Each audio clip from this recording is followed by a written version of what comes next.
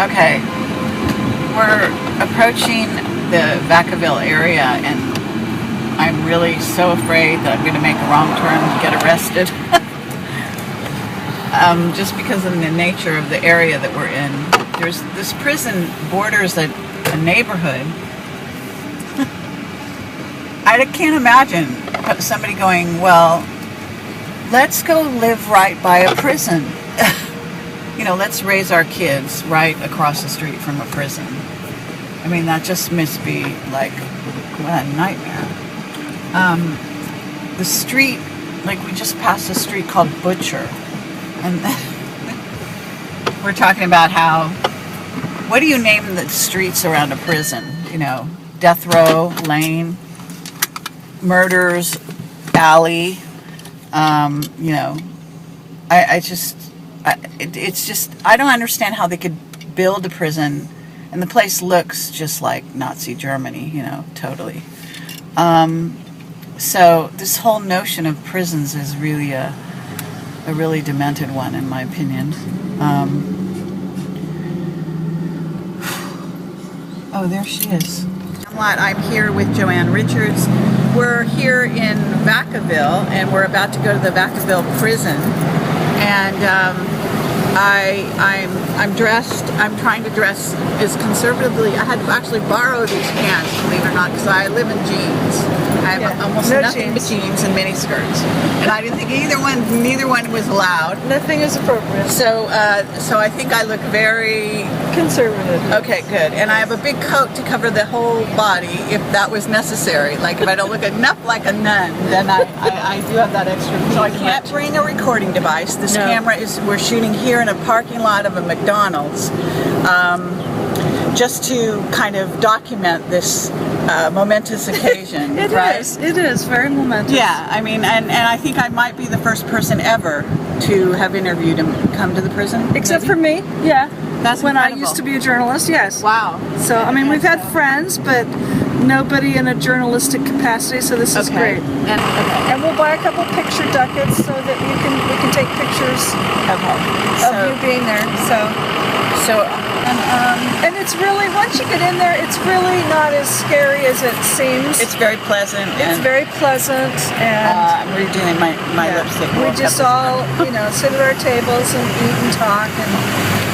All right, so I guess the question is, how long has your husband been in prison, actually?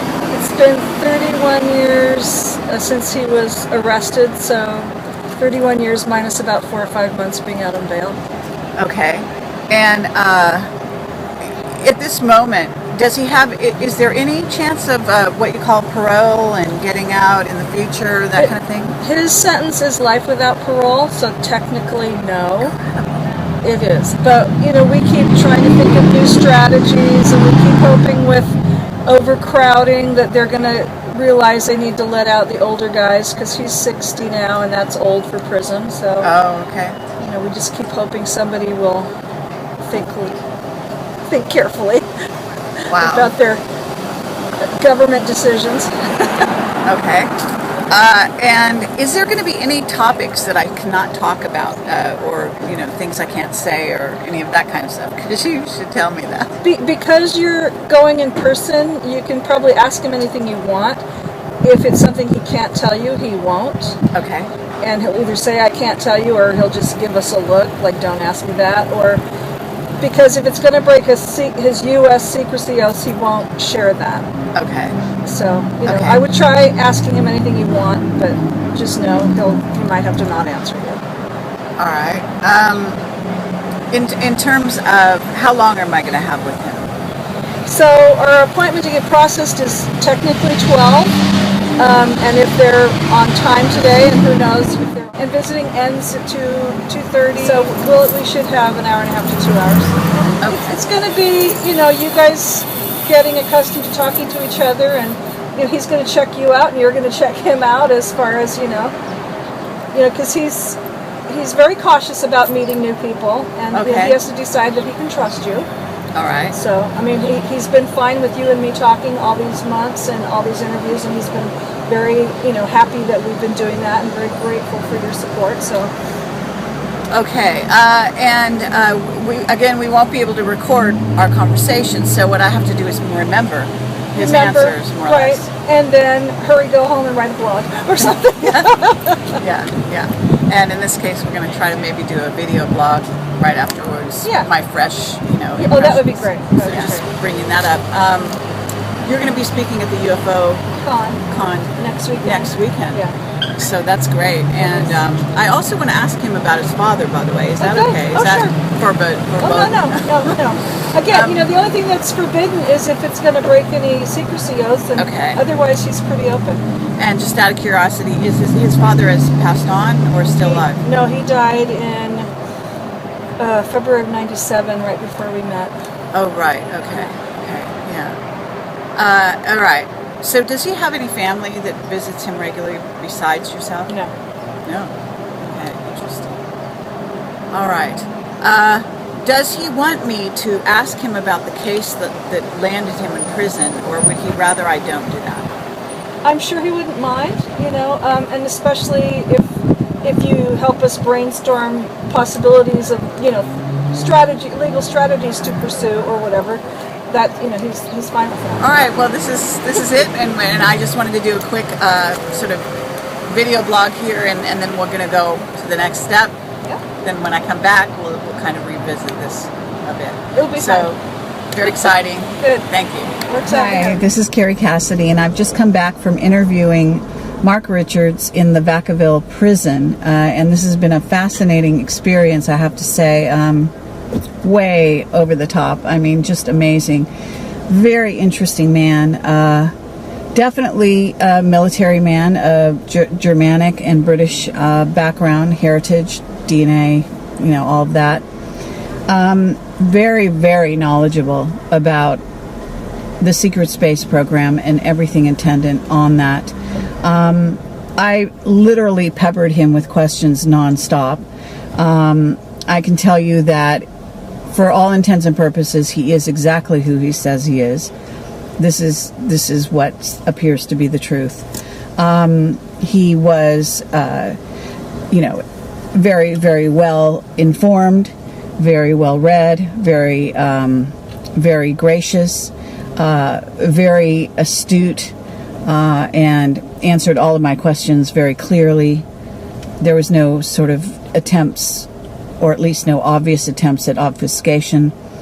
And I'm going to just reel out the information I was given, which in some cases is kind of mind-blowing and yet a validation of most of what I've been given or what I know for the 8 years in Camelot. I can say that this is a person who really knows what he's talking about and who is able to answer me from his own experience, very direct experience. He has been a captain in the military, in the Navy. His father was a high-ranking Air Force person, and also in the military. Both of them were in the secret space program.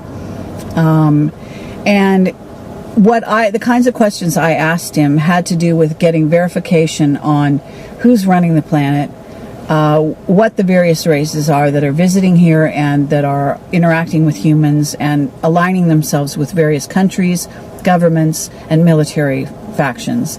And so I was really asking him very high-level, sophisticated kinds of questions. It wasn't just, what kind of alien, what do they look like, although we do have some of that in there. There's he made some very clear statements that I will state here. And again, this is me going off my memory from having been there for about 2 hours in conversation with him, and I didn't have any pen or paper, wasn't allowed to keep notes of any kind, so everything comes off my memory. We're doing this right now so that I will have a clear record, and so that I can also document this for the public of what I've learned. And apparently it appears that he was given an okay to release this information gradually. And I am the first person who's gone to interview him on a sort of, you might call it an official capacity. There have apparently been a few visitors that are friends, became friends of him and Joanne, his wife. But for all intents and purposes, this is the very first time he's ever been interviewed in this way and for the purposes of release to the public. I can say that he talked about races of ETs that he dealt with directly through the years, and they involve, first and foremost, what he calls the raptors. And the raptor race being a group that look like the velociraptors to some degree, and I guess maybe they're even descended from them, that they consider the earth theirs, that they're an indigenous species to the earth, and that they really did die out, or actually they left during the end of the dinosaur era, but then some survived and then they returned apparently, and that they are interacting very directly with our military, that they have a joint base and joint operations going on or had in the Falklands, and that a current base down there, and it is that they are a species. They really do look like the pictures of them, like this in Jurassic Park, and that they love our luxury items. I was told that they also love cars, luxury cars, and things like that. That they have a set of family values. That their first approach to us that was back in, if I remember correctly, 1951. Give or take, and that their interaction was initially sort of negative with our race, but once they established relationships, we have become, I guess, tacit colleagues. They call us allies, humans allies, and that their initial impulse is to eat humans, and that they still can, do so at any given point if they get mad or whatever. I was given an example that, somebody could be having a friendly relationship, talking with them, and that if they got angry, they could turn around and eat a kid, that they like to eat humans. But that when you get in these military relationships with them, that they refrain, the way you could imagine sort of a vampire might refrain. In other words, they still have the capacity, but they refrain from exercising it. So they have been establishing and evolving over the last 40 years or 50 years or whatever it is, and their relationship with the humans, and that they have a very close relationship with Mark Richards, actually, who seems to have a very good friend who is among them.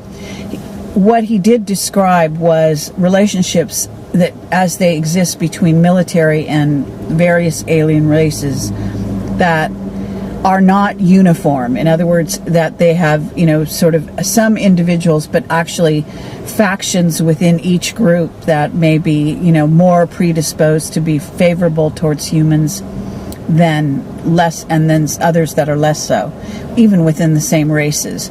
But that I did ask him, like, overall agendas for each group.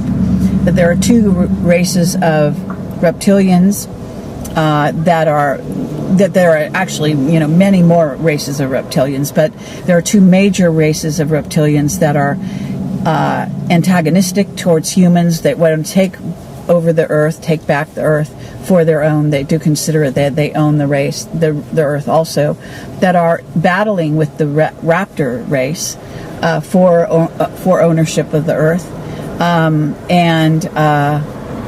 and that the humans are helping the raptors, and the raptors are helping the humans, the two, to battle these reptilian races, these two races that both have differing agendas, but more or less have to do with taking back the earth. One group of reptilians is humanoid, more humanoid, standing on their legs and so on, and has a more human-like, and has even lost over time their tail and so on and so forth. And they then there's another race that is like a more traditional reptoid-looking race with tails, and neither of those are positively oriented towards humans for the most part. There is a group of Draco. They have the wings. We know of them as the Shikars. We didn't get a lot of time to discuss that, but he did talk about them being a different race altogether. And then there are so many different races here that are even operational here, that are coming in and out of the planet, and also that our atmosphere is very hard for them to deal with for the most part.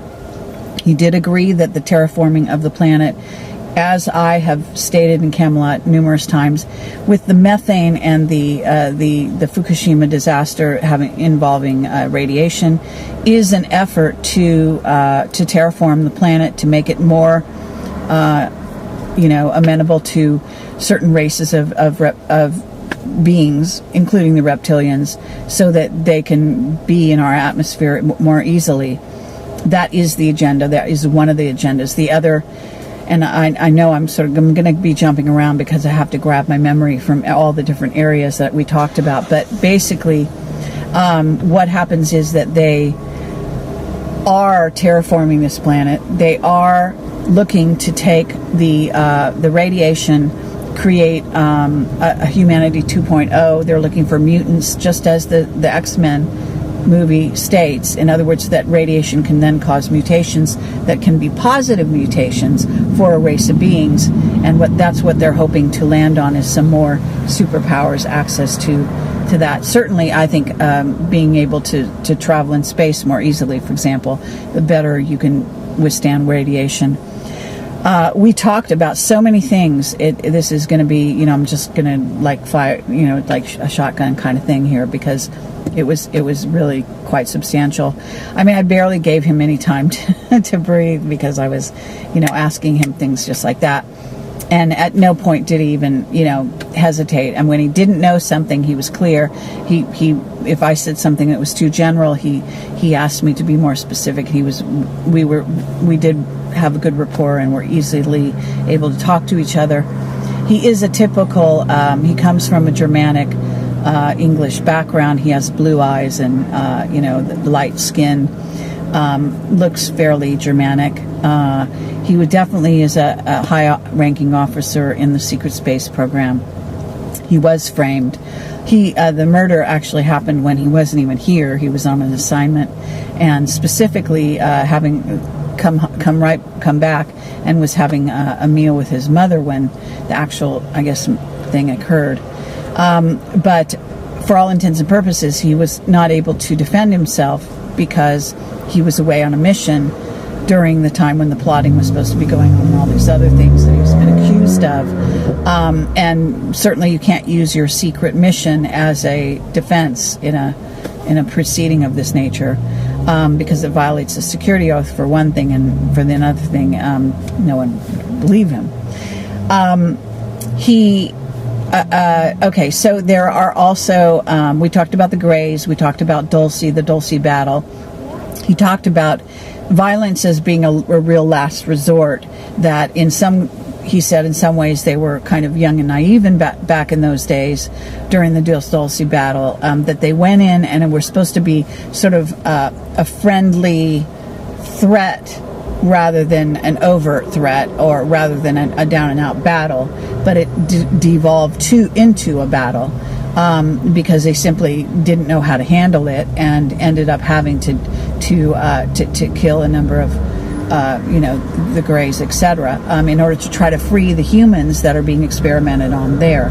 He agreed with me. He said that they were sent in by Carter, and that prior to that, I questioned him about Eisenhower and the witnesses that is out there talking about that they went in to invade during the Eisenhower administration, and he said Eisenhower wanted the place nuked, and in fact, nuking is one of the ways that they do go in and they are fighting battles. He talked about the fact that there was Sean David Morton has got a whistleblower that he wrote a book about, and so I was curious whether that whistleblower testimony was correct, and basically apparently it is. There was or is an alien who runs that place who is not a Grey. Most of the Greys are clones, he says. They use these interdimensional gates that require them to dematerialize, and when they rematerialize on the other end, they're not the same being, and the humans can do the same thing, but that they hesitate, and most of them, like even Mark himself, will not go through certain kinds of gates that require them to dematerialize, because when they reappear on the other side, they basically have to die to show up there. They do show up in their same human form with all their memories intact, etc., but they're not the same exact being as the one who left. It's a duplicate, so to speak. And then if they come back and they cross back over, they again have to die, dematerialize, and rematerialize again in the same, configuration, which we have. But he said it's detrimental. There tends to be a degrading process that goes on in those kind of gates, and that he declined to use them as a result. He said the Greys use them, however, all the time, and that's part of the reason that their race is so devolved on certain physical levels, and he says it also affects the mental. He does say that he himself was augmented with. I asked him if his intelligence was augmented and other capacities. He alluded to the fact that yes, he has been augmented, as many of the secret space program military have been, and most of the people that I've talked to that are part of that program, especially on the more secret side, and this is even before the days of what we call super soldiers. He said, but there's a great deal of truth in the super soldier story that involves augmentation and what I call robotic Superman, and verified that is their agenda, that is being carried out, and that the nano is he thinks the most dangerous side of that, and he said he's had direct experience with the nano, although we didn't have time to talk about in what way. So I was very interested to know who's running planet Earth. And in the bottom line, he said, is no one is running planet Earth, because they're all more or less at war with each other. Within the various races of ETs that are visiting here, some of whom that believe they live, they own the planet, as well as the humans. In other words, just as we have no countries that really, they're all at differing agendas, this is what we have in the alien side of things. And he said, if anything, it's more complex than the human relations here on planet Earth, politically and otherwise.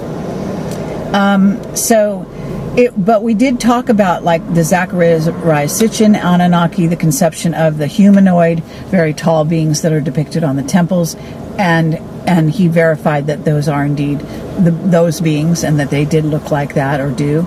And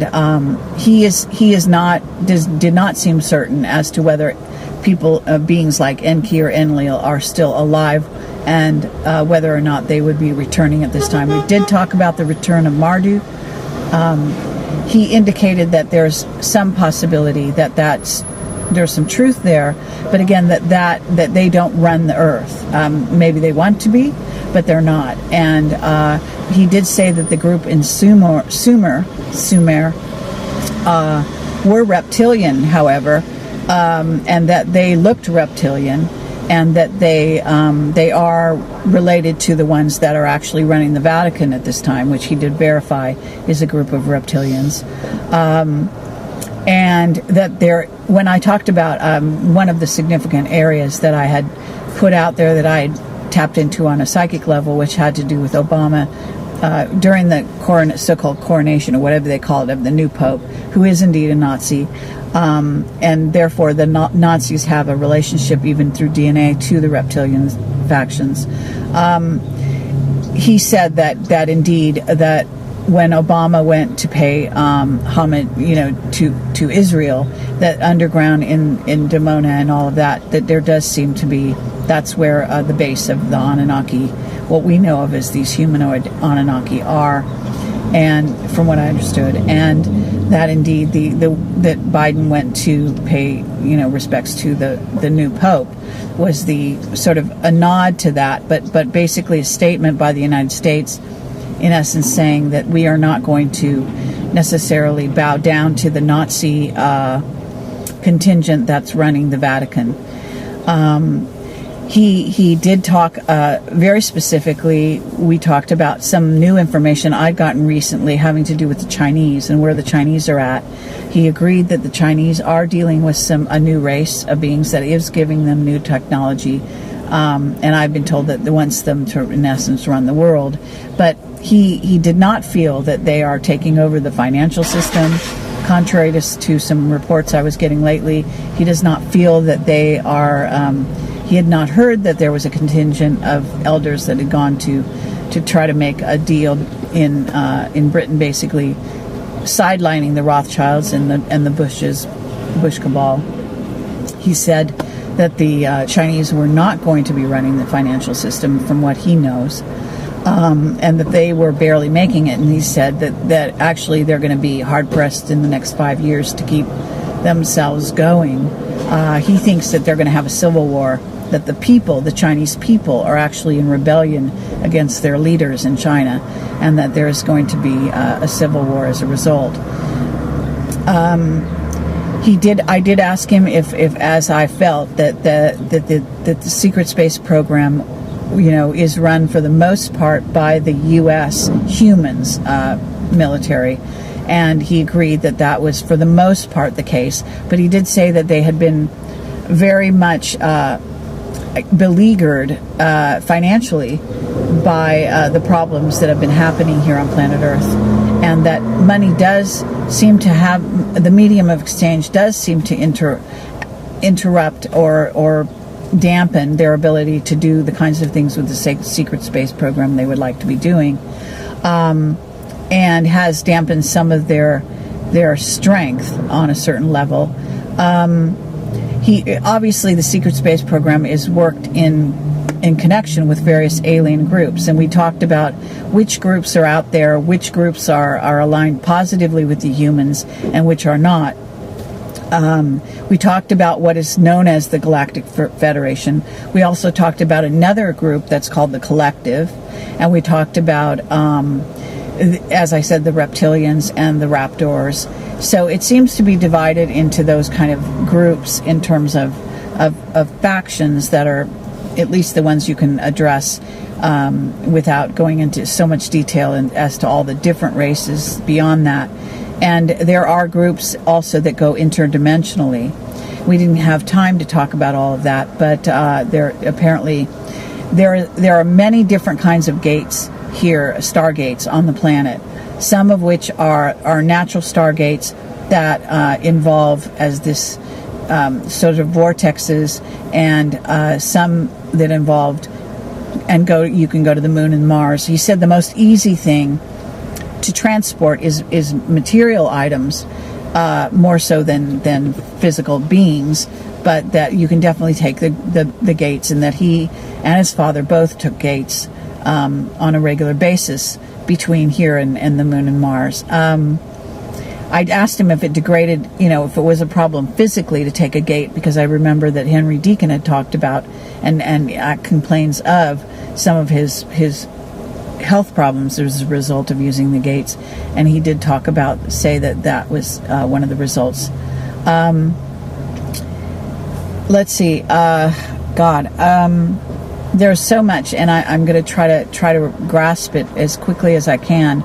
He talked about Eisenhower meeting at just as is in the public domain, with the groups of aliens. We talked about Nordics from Orion. Okay, so I had a theory that not all the Nordics are so friendly to our agenda. Certainly there are some Nordics that are. He did say that the Pleiadians and Nordics are different races and that they look different. And the one way you could tell was that the Nordics actually have white blonde hair and some other different physicality, but the Pleiadians have hair my color. He doesn't know anything about the Billy Meyer stories, so I asked him about that. We talked about the AI. I asked him if there was an AI running Earth. He said there is not. However, there's a lot of danger from AI. It's one of their biggest so-called potential enemies are the various races that have AI, and that he also talked about the humans that are now walking around that have been taken over by AI. He talked about the fact that we are protected here on planet Earth. It sounded a little like, he said we were like Israel is to the rest of the world, in a sense that they have their protectors that keep them alive, but some of their protectors are not necessarily their friends, but that they kind of, it's like a tacit peace in which they acknowledge that they can't just, get rid of all the human race because they will bring war down upon them. So they kind of have a tacit truce, if you will, to allow humanity to be on the planet. He said, but if it wasn't for the fighting between the races that are here and visiting and with various agendas, that humanity wouldn't have lived this long on this planet at all, because there are a lot of them that would like to do away with humanity altogether. So it's kind of like the fighting, the friend of my friend is the enemy of my enemy is my friend kind of thing.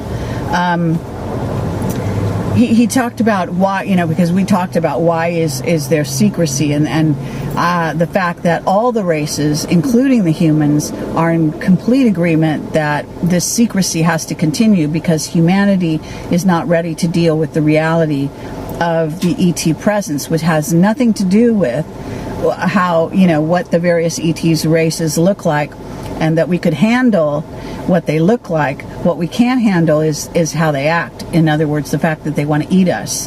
That there are a number of those races out there that basically want to, eat us for dinner, and so that we, that mentality of going out and dealing with these races and knowing that, any moment they want to eat you, was something that humanity couldn't handle.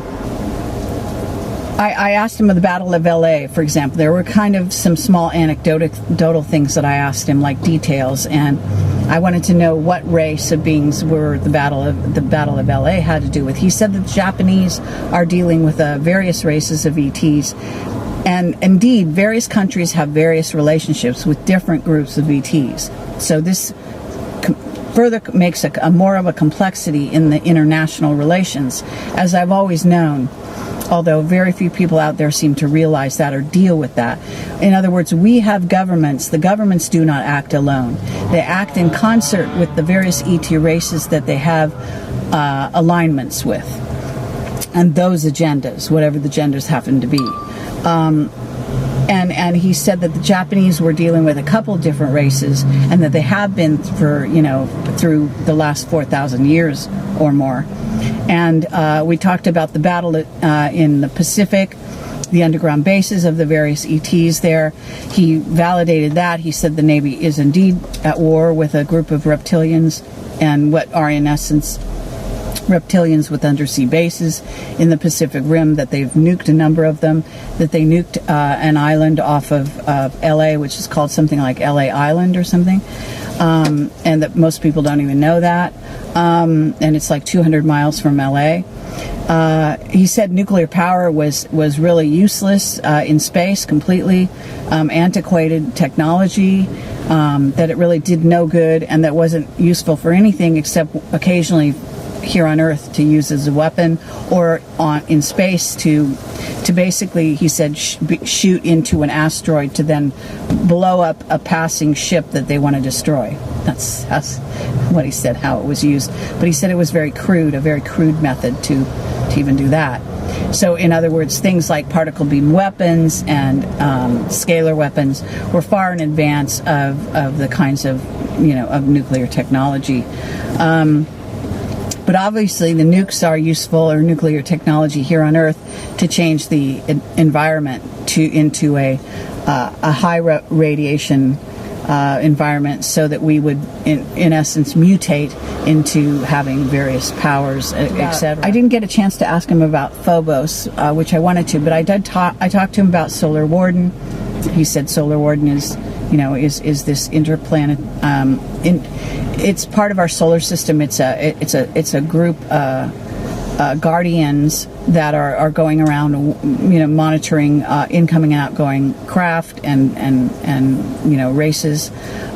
He does know something about ISON and the beings that are coming as part of ISON, and he's going to try to get that information to me in as best a way he can. And he clearly knows a tremendous amount. It's just quite amazing. He just didn't even hesitate. He talked about the cutting edge of having technology as a race and being a spacefaring race is all about having an ability to tap into what he calls a black star, and that a black star can then become a black hole. But that's where they get their technology, that there's a huge source of power there that races use to power their spacecraft, and to use what he called warp drive, to have the ability to warp, jump, that Star Trek way. And he said that humans do have that technology, but only because they've been given it or have stolen it from getting certain craft that are drifting around out and been in other words, their occupants are gone, but this is a craft that has that technology. That they are still trying to reverse engineer certain kinds of spacecraft that they use in concert with the races that they're partners with, I guess, so to speak. That technology that gives them access to the Black Star technology, but that they don't own it for themselves yet.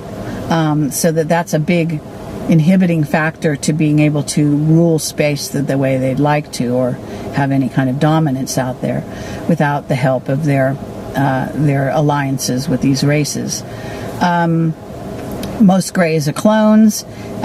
That the Zeta Reticuli is, I kind of get off the subject when I was talking about Dulce, that their one being that is running Dulce was at least from a far-off star system, and he is highly intelligent, a different being than the Greys. That I asked him if he was a Zeta Reticuli. He seemed to think that he might have been from another race altogether. And so this is kind of the playing field. He said the Rothschilds had less sort of dominance than commonly thought, although that they do have a position in terms of the power sort of structure, and obviously the Bushes are players, etc. He did say that you will not find a documented record of the Bush family lineage DNA wise anywhere, because it contains reptilian DNA, but they're not shapeshifters, contrary to what people think, but they are in their DNA is absolutely reptilian DNA. That they don't go to regular hospitals, and there's a reason for that. And the Nazis, the same thing, that there is a bloodline that has to do with the reptilian DNA that is in the Nazi line.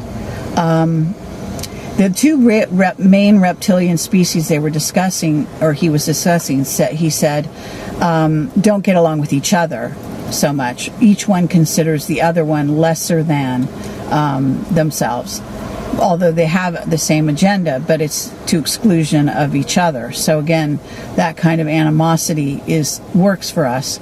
And the raptors, he's had a great deal of dealings with the raptors, it appears, from not only having friends among the raptor species, specific friends, to having been discovered when he was a child in Marin County, where there was a crash of a spacecraft that was taken down by a group of incoming raptor craft, and that actually it was his wife Joanne who said he had a scar from a blood brother relationship with the raptors that was made when he was a little child, a little baby, in fact, right after he was born. He talked about the raptors being able to speak English or any language they wanted, that they had to be altered. Their vocal cords didn't have to had to be slightly altered so that they could communicate using voices like we do, and that they could then communicate using our language and so on. But that lots of the raptors that aren't on the higher levels of the military and the raptor society don't have that alteration, so they have to use things like sign signals and things. He said they're slightly telepathic, but not all that telepathic. I asked him, if indeed he had some augmentation or abilities in that area, and he seems to have that. He said he did allude to the fact that his physicality being what it is, although he does have physical problems. He's near, I think he's 60 years old or more. And he said in his current capacity that if he didn't have that augmentation, he probably would not have survived 30 years of prison, just physically. So whatever that means, it sounds quite interesting what it really means in terms of his dealings with his fellow inmates, so to speak. Let's see, what else? I'm trying to think in terms of anything else I can think of. He did say, I asked him where the gates were, and I named Menwith Hill and Dimona, and he named another part of Israel that had a gate.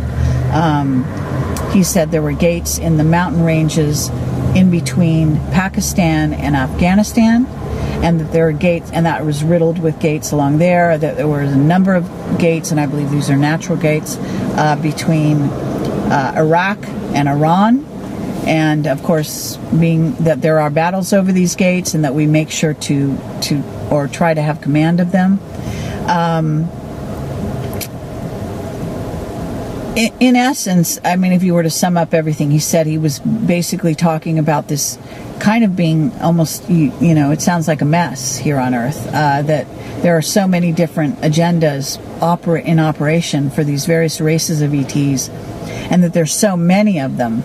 And that they're all dealing with the militaries and the various things, that it's really hard to separate things out and talk about them. He said you can't make a blanket statement for all one race, any more than you can one country, so to speak. He talked about why he ended up in jail, why they framed him particularly. He said he had become disenchanted with his job in the military. He was not aligned with the Nazi agenda, and he is not happy with the obviously experimentation that's going on by various races on humanity, and that he also, it sounds like, he didn't like any kind of blanket murder of the ET races, even if they were our enemies. To some degree, and he had liaisons with Russian women, interpersonal relations, as well as a head of French intelligence, apparently a woman, and that those alliances, although he fed information and reported on them regularly, etc., as an officer, he said that made him a threat in our military in such a way that they became worried that he would become a whistleblower. And so this is why they arranged and framed him, that he was vocal about his disagreement with some of the agendas that he was asked to be a part of, and that this became more problematic. His father, however, was more aligned with their the sort of what you might say the standard New World Order mission to some degree, at least throughout his life, because he was brought up with that perspective more so than Mark. And let's see what else. Trying to think about any other areas that we talked about. And I may have to just wait for my memory to come back in certain things, because I'm just trying to get everything.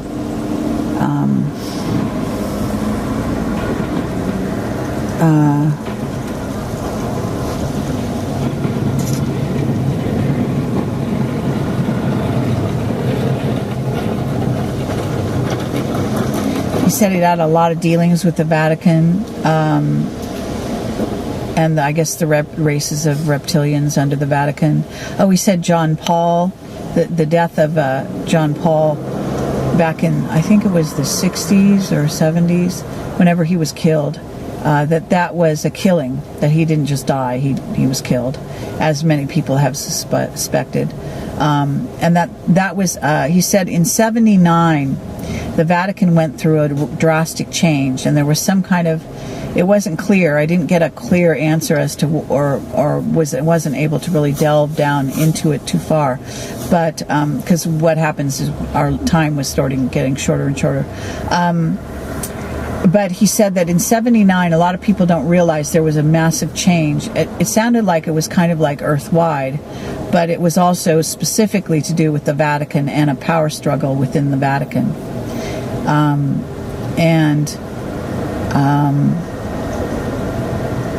What else?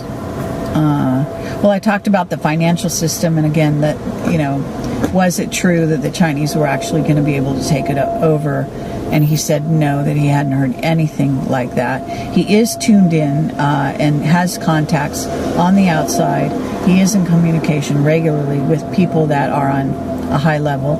I talked about being at the Bilderberg event, in the Fringe event, the demonstration where I spoke and so on. And he said that he has a relationship with various members of the Bilderberg.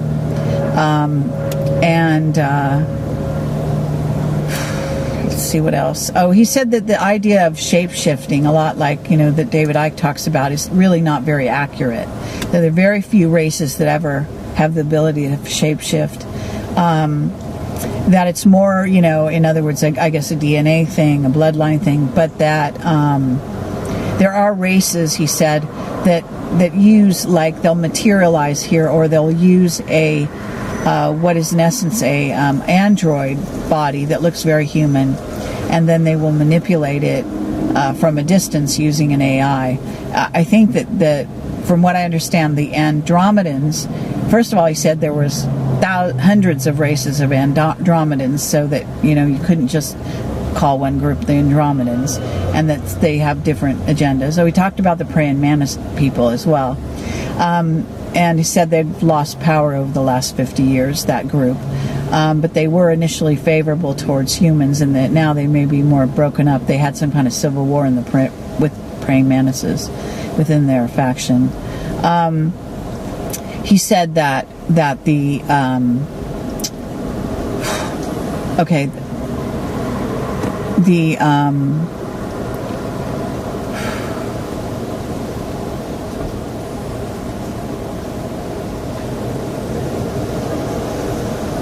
initially the praying mantises were favorable to humans, and were our allies, but that has changed over time. But they're still, I guess, predominantly our allies, although I think that there are breakups within their factions, so that you don't know who you're dealing with. And this is true, he said, also within reptilian groups, and so on. The Greys definitely are at the beck and call of the reptilians, he said. Let's see.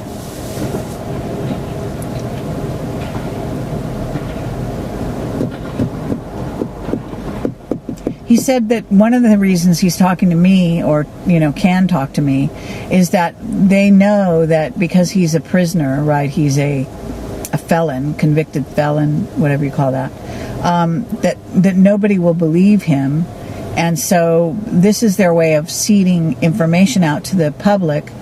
In one way, but in the other way, their plausible deniability is substantial, because if I say, as I'm saying, all the things he said, people will not believe the source, will not believe him, because he's been in prison for a murder charge, even if it's trumped up for the last 30 years. So they feel safe in that way, but at the same time, they want to get information out. Just as he said, the movies were being used for this purpose as well, movies and television, that they're trying to wake humanity up to some degree, although, they want to keep the lid on certain things. He talked about crash retrievals. He was part of crash retrievals on a regular basis. He said the United States is still going out around the world, paying off certain governments. For example, I mentioned, South Africa and various African countries where crashes are happening. The U.S. military or secret space program will go in right away, try to be the first ones on the scene, and their job is to get that technology at whatever cost. They will kill locals, whatever they have to do in order to get that technology. So that's their mission. This is what they're being told to do. And he was part of some of those missions. So recovering technology is still key.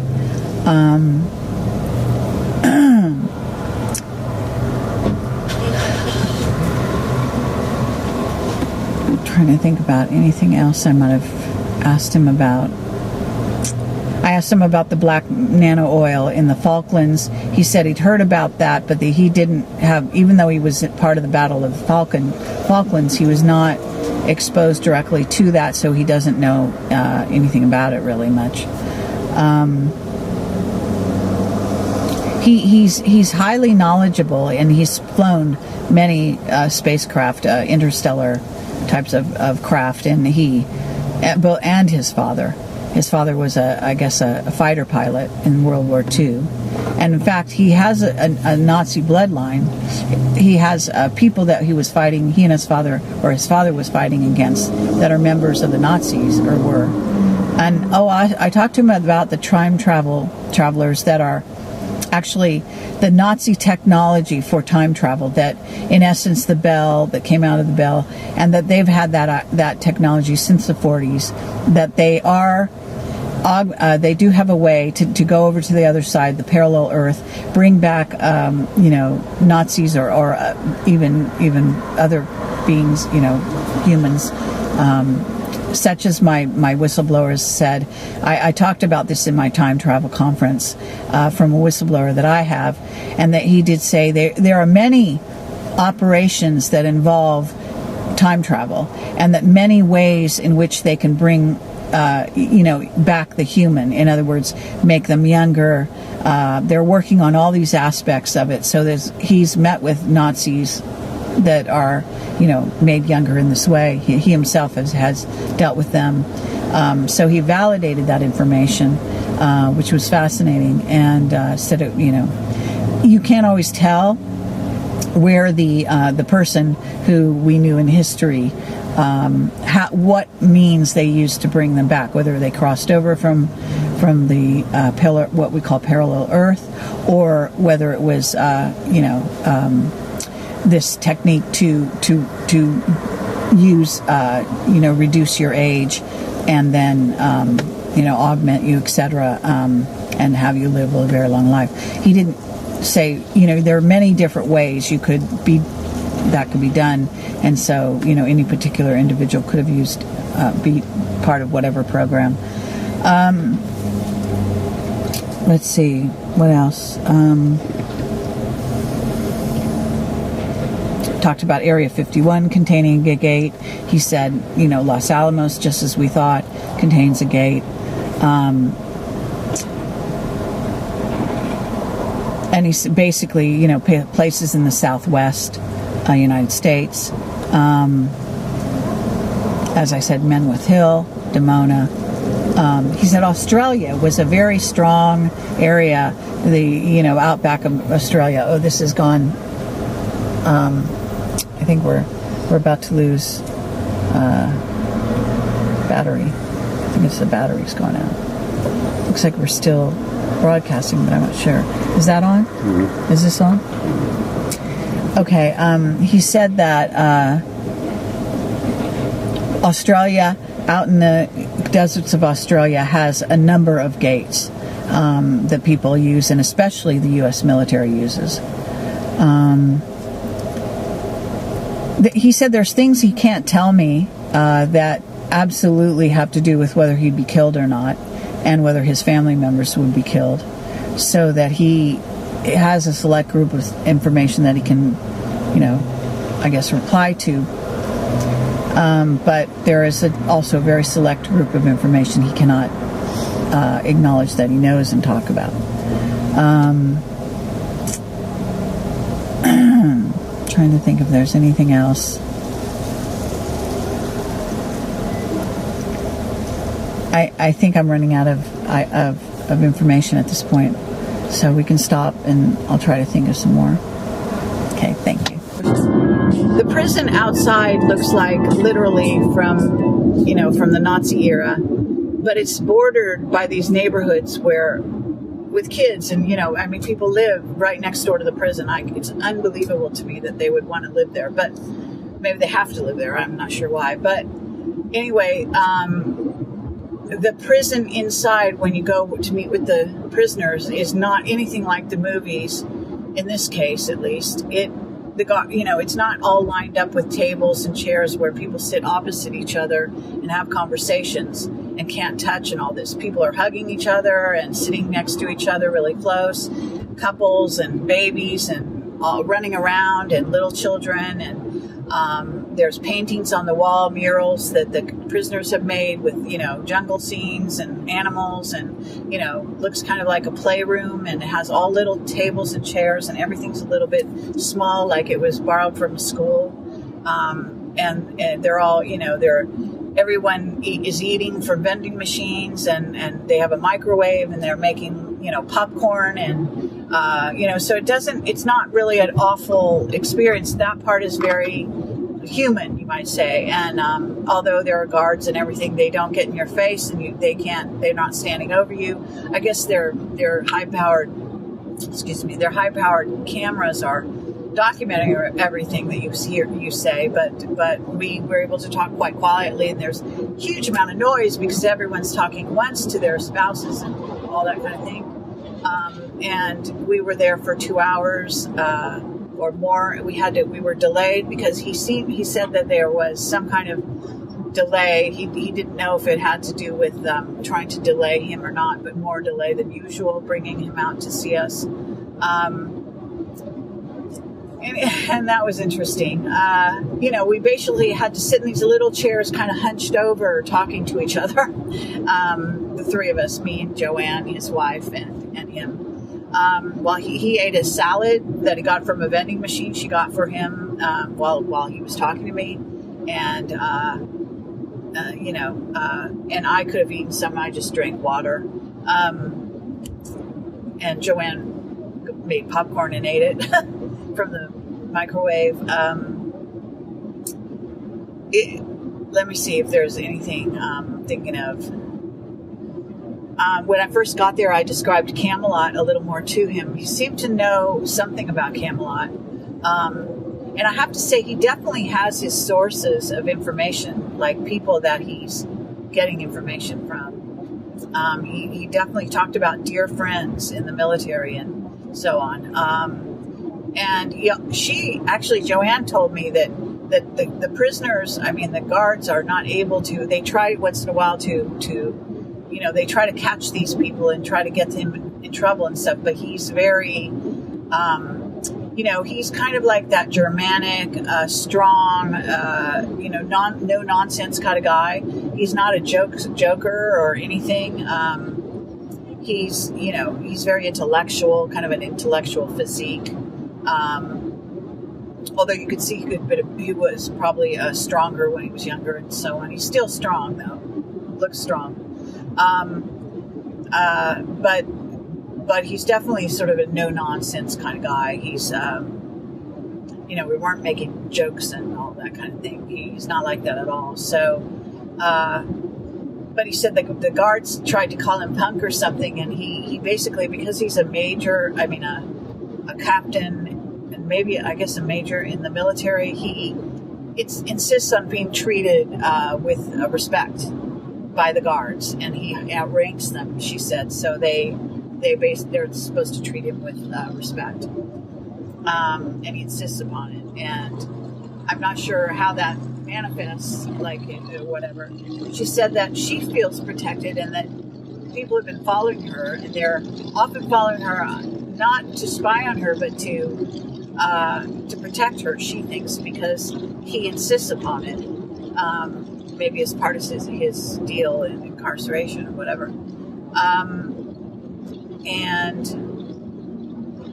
their house has been broken in. It gets broken into every single time she leaves it, like for a trip to go a speaking engagement. But they're, the authorities, the military is always in evidence, having snuck in. They try to cover their traces, but they don't do it very well.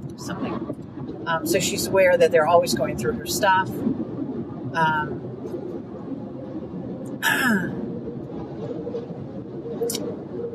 She talks about being on the tour, I guess the Glastonbury tour, when she went to England to speak just recently, and there was a man dressed in black from head to toe, standing there, looking with the camera, looking very out of place, not fitting in, but basically there on a job to watch her. And that he was not a good guy. He said something intriguing to me when I was about to leave, that was something about he could tell me more about Camelot. So I didn't know what he was meaning by that, and I'm thinking that maybe he's talking about King Arthur's Camelot or in the relationship, but I don't really know, or what he's talking about, or exactly, maybe even about this, or my project, I don't know. In the meeting with Eisenhower at the air base in, I forget what it's called, Morocco or whatever they call it, Edwards, he said there was 3 groups of aliens. One was called, he said they call them something like the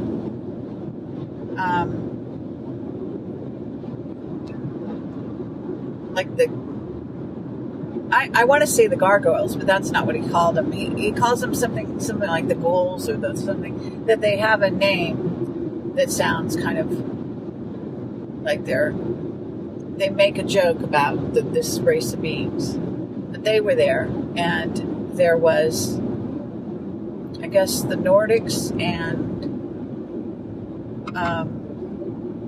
the reptilians.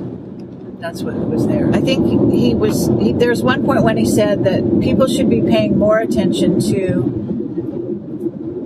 when I was talking about Humanity 2.0 and their efforts in that direction. In essence, he was kind of saying that people should pay more energy, put more energy towards that, maybe, and less towards the outer space, kind of cute little alien stories than they do, because there's a lot going on in planet Earth here, I guess, where they're really trying to manipulate the human, so to speak, and that is something to be investigated and paid more attention to. I mean, he definitely talked about going to the moon and Mars as like a normal thing. He also talked about going to the moons, like moons of Titan, he named, and other moons. And that he says we're out in space doing space mining, so to speak. And oh yes, I guess this is it. And I wanted to know about the gold, because recently somebody was telling me, the Chinese have more gold than anyone else. Actually, that's not true, according to him. He says that we are bringing gold and silver in from other planets, and that they come from all different other planets, that we're not the only ones with gold and silver, and that we're bringing gold and silver onto the planet. And obviously the secret space uses that to basically be in charge of the world. He said that he also said that the whole idea of having an empire is like the most common sort of configuration or model in space for ruling, for a race to rule, that kind of commandeering, what it sounded like, commandeering resources and some form of money. He said there's always some form of exchange, regardless of what it might be, and with most other races. He said that our Oort cloud of asteroids surrounding us makes us a very difficult place to get to without using a gate. In other words, if you want to fly here using spacecraft, and that because of that, the Earth was quite a protected zone in a certain way, that alien races had trouble getting here using craft, and that they had to be quite advanced to get here, like their space travel abilities. That he said there was no second sun. He said we might have been a binary system a while ago, but that, to his knowledge, and he's been out there, he says, to quote him, we do not have a second sun. That we only have one sun. He would cite Jupiter, and they have to be very careful about not igniting Jupiter into a second sun, which is the same thing Brisca said, by the way. So that validates Brisca's information. He knows a lot about propulsion systems and, I guess, free energy, all that stuff. So, but he seemed to say that using that black star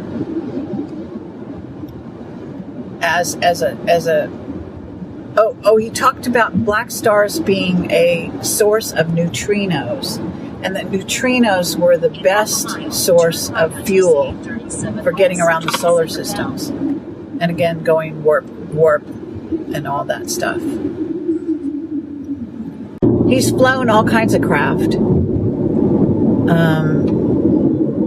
and that he's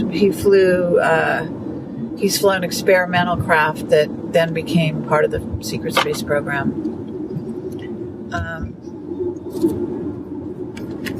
He seemed to think that, or said that, kind of like that there's distortion in the Star Trek version, that people tend to believe too much of that. He did also refer to himself, however, as a Captain Kirk character. That in essence was his job, the same job as the one Captain Kirk has. In other words, leading the space fleet. I got the impression that both he and Joanne are having ongoing relationships and communication with at least the Raptors, if not other races as well. He said he was placed in prison, he believes, by a certain group of reptilians in concert with some humans that don't like him and didn't trust him. I think maybe, in essence, kind of the Wolfowitz-Cheney contingent is among those that are not his friends. He talked about, actually, human women being extremely desirable to off-planet races, and that reptilians and raptors can mate with human women and create offspring that are then hybrids. They look human for the most part, but that they have to be assisted. And I wasn't sure what he meant by that, but they have to be assisted, in some ways. And that they consider it like a big deal to be with a human woman. And that lots of races, it sounded like he was saying lots of races. Talked about Zeptepi, Göbekli Tepe, the discovery in Turkey. And he said that was had a very strong connection to Sirius, the races from Sirius, and that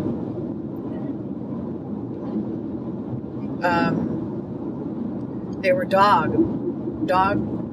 he called them Canaanite, something like that, Canaanite or something, beings, and that they, look like dogs, basically standing up on their hind feet, and that they've been dealing with coming here for eons, basically. He also talked about the cat people, same thing. He talked about the Egyptians. He said they were dealing with all the different races coming here, and that they were, on a pretty sophisticated level for the 2,000 years that their civilization was incorporation. I think it was 2000. He said he was involved with this island called St. George down by the Falklands. I think it's down there. And he said there's a major, I guess, base of some kind going on there. And I think that might be where the raptors are as well. He definitely was talking about wars taking place, like over the last, 50 years between all the different races, including happening here on Earth. In other words, we're part of it. He also said that various factions in the military, for example, the Air Force, has been dealing with, I think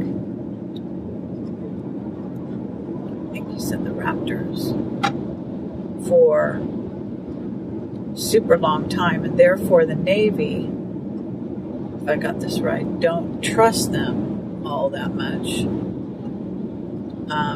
In other words, the different factions, because I was asking him, it's been known to Camelot that the various divisions of the military don't necessarily trust each other. And because they're aligned with different groups of ETs, and I asked him if he could verify that, and he did.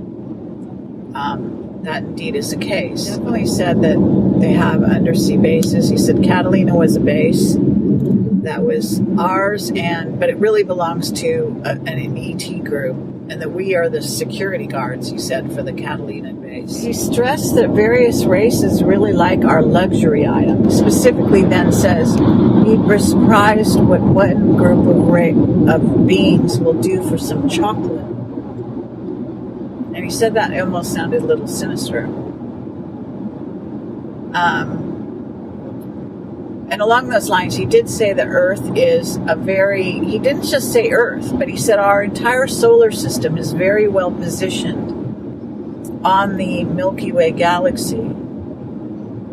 It's a very desirable location, apparently, to other races. It's a highly contested area. And, of course, Earth itself is. Partially because of sort of like all the goodies, I think he even called it goodies it contained. Presumably the humans being among one of the goodies that he was talking about. So he said, that's part of the issue. He said that his bloodline is the Stuart family into England. But that he also comes from a Scottish division of that, and also this very strong German part of his bloodline that has to do with I believe he said the Habsburgs. One of his relatives is involved with one of the Habsburg princesses or something. And what that does is sort of validate the level he achieved in the military as well. Because obviously they're promoting those bloodlines.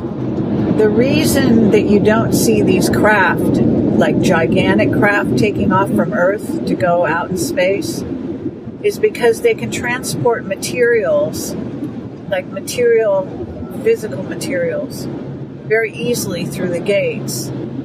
And so they can use small craft to then, just take, I guess, small teams out there. 2 miles. Take exit towards and so that's why there's not so many big craft, or that don't have to worry about hiding big craft, because it's all about. And he said they can go as far as the moon and Mars. He said after that it gets what he called dicey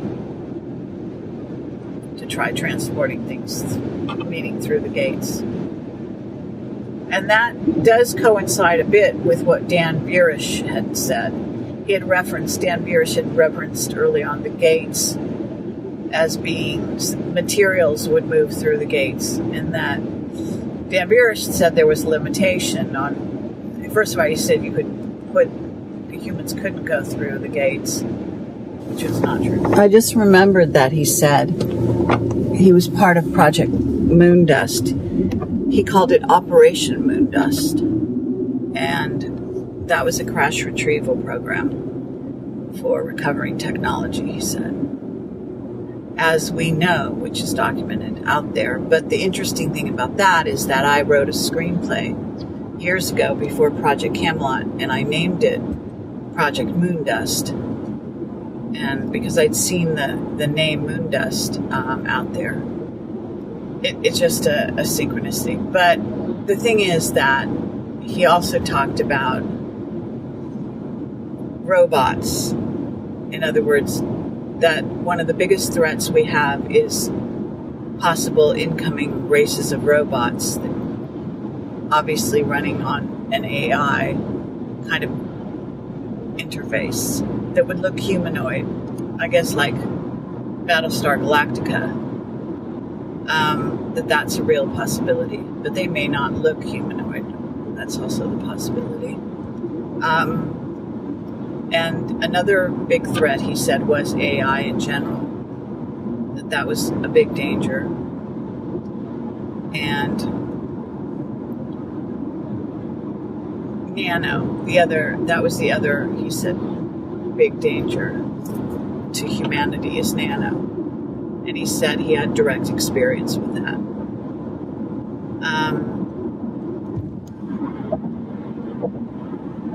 There was a couple things I meant to remember what he said.